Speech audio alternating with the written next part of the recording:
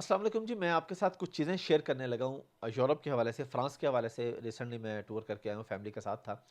تو وہاں پہ یہ جو باتیں مشہور ہیں کہ جی اسکارف پہ پابندیاں اور یہ وہ، یا پتہ نہیں کیسے لوگوں کو وہاں پہ ٹریٹ کیا جاتا ہے۔ ہاں، میں یہ مانتا ہوں ریسزم ہوتا ہے، پوری دنیا میں ہوتا ہے، وہ پاکستان میں بھی ہوتا ہے۔ پاکستان میں بھی آپ پہ تنقید ہو جاتی ہے اسکارف پہننے پہ، پاکستان میں بھی داڑھی رکھنے پہ لوگ آپ پہ بات کر لیتے ہیں۔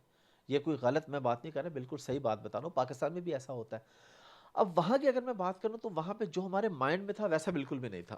جب ہم پیرس ایئرپورٹ پہ ہم نے لینڈ کیا، امیگریشن کاؤنٹر کی طرف ہم لوگ جا رہے تھے، تو بہت سے لوگ ہم نے لائن میں دیکھے جن کی داڑیاں تھیں، بہت سی خواتین دیکھی پوری دنیا سے آئی تھی جنہوں نے سکارف لیے ہوئے تھے، مکمل عبایا پہنا ہوا تھا۔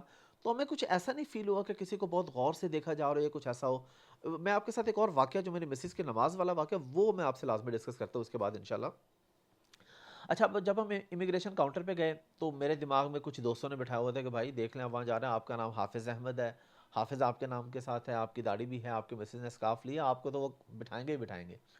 بھائی ہمارے سے انہوں نے ایک بھی سوال نہیں پوچھا۔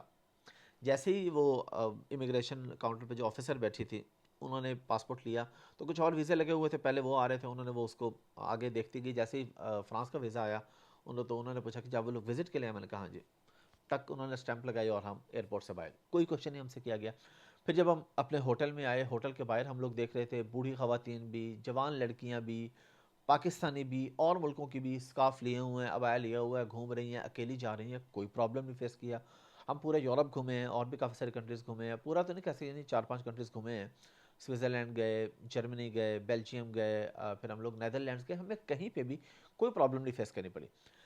لاسٹ پہ بڑے مزے کا واقعہ ہوا جب ہماری واپسی تھی، واپسی بھی کیونکہ ہم نے پیرس سے رکھی ہوئی تھی، پیرس میں ہم نے لینڈ کیا تھا، وہاں سے ہم قطر جا رہے تھے، دوحہ۔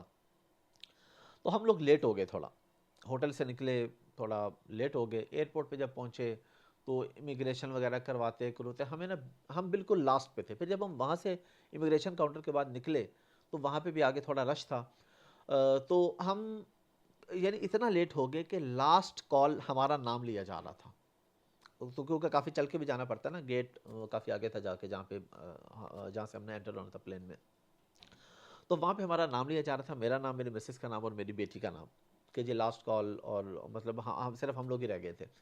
اب مسز کی نماز رہتی تھی وہاں پہ، تو مسز نے آتے ہی نا گیٹ کے بالکل سامنے، جس گیٹ پہ جہاں پہ آپ بورڈنگ پاس پکڑا کے جہاز میں انٹر ہوتے ہیں، اس گیٹ کے بالکل سامنے تھوڑا سا رائٹ پہ مسز نے نماز پڑھنا شروع کر دی۔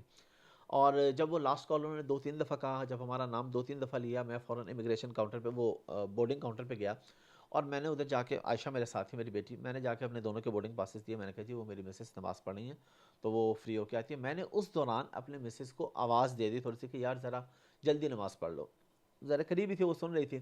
تو مجھے وہ فوراً جو بورڈنگ کاؤنٹر پہ جو لڑکی کھڑی، مجھے کہتی no no no no no, let her complete first, no problem, we will wait. اس نے کہا کہ اس کو نماز آرام سے پڑھنے دیں، ہم انتظار کریں گے۔ یہ میں آپ کو فرانس ایئرپورٹ کی بات بتا رہا ہوں، پاکستان ایئرپورٹ کی نہیں بتا رہا۔ پاکستان میں ہوتے تو یقیناً انہوں نے اس کے نیگیٹو بات ہی کرنی تھی، یہ میں بالکل پورے وثوق سے کہہ رہا ہوں کہ جی ٹھیک ہے نماز پڑھ رہے ہیں، بعد میں پڑھ لینا بھائی، جہاز میں اڑنا ہے۔